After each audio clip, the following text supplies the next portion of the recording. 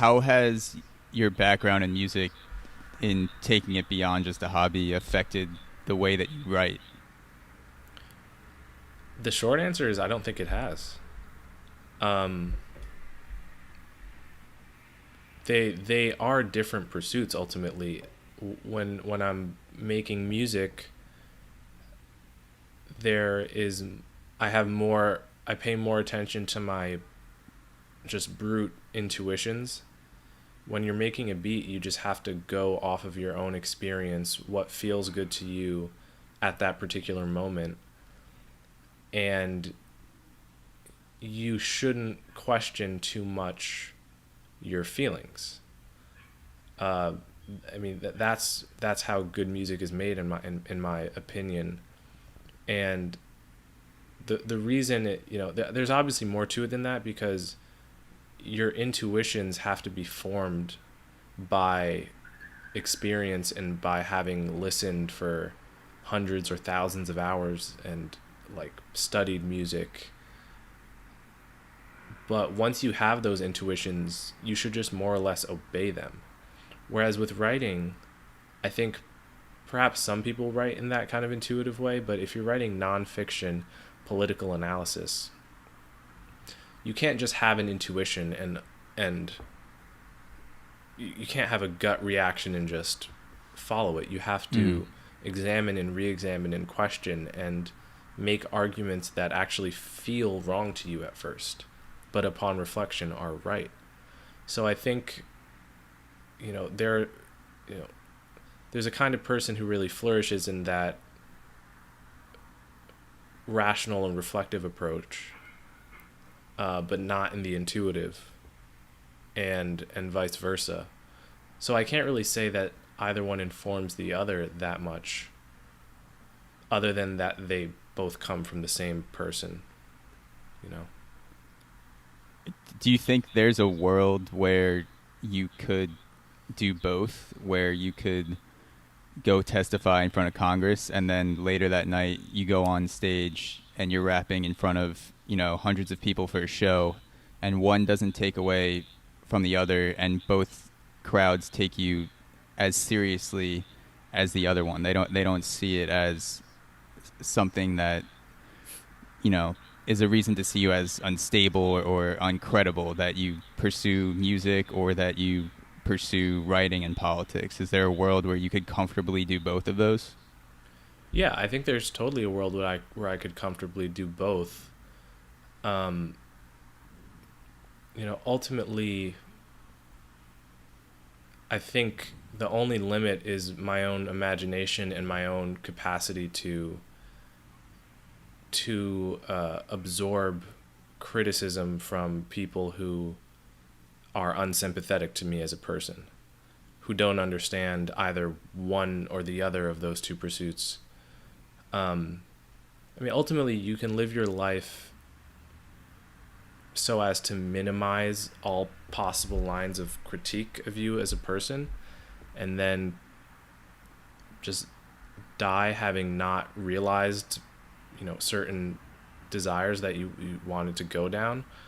Or you can say, I'm gonna do what I value and what I love, and open yourself up to lines of criticism that wouldn't have been there.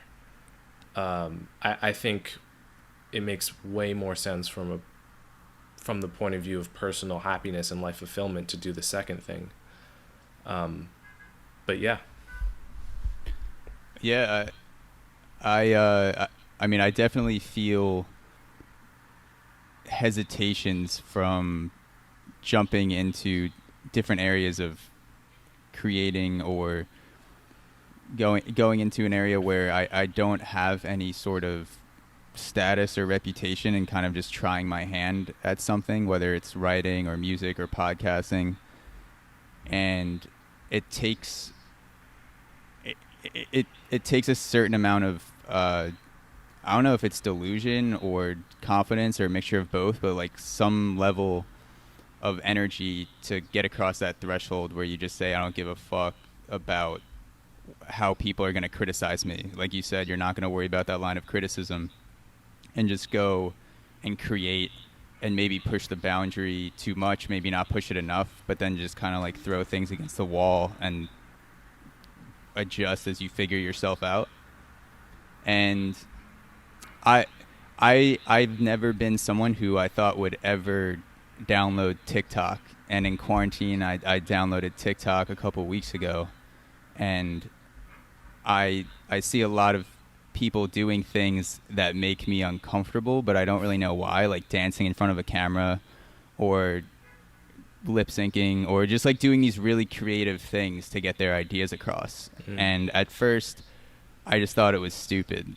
And then I started, following some creators that I also saw on Twitter or YouTube, and I know they create good content, and I respect what they do. And then they're also on TikTok, and so I know that there's something there. You can make it what you want, and not that every creator has to be on TikTok, but it kind of like forced me to experiment with what would be my version of TikTok that I can create regardless of whether I think I'm stupid or other people think I'm stupid. And it took a couple weeks for me to actually experiment with that video platform.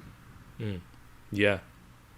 Yeah, you should. Yeah, I think I totally understand what you're saying. With there's like a mixture of fascination and desire to expand yourself, and a kind of fear of making something that's cringeworthy or embarrassing yourself.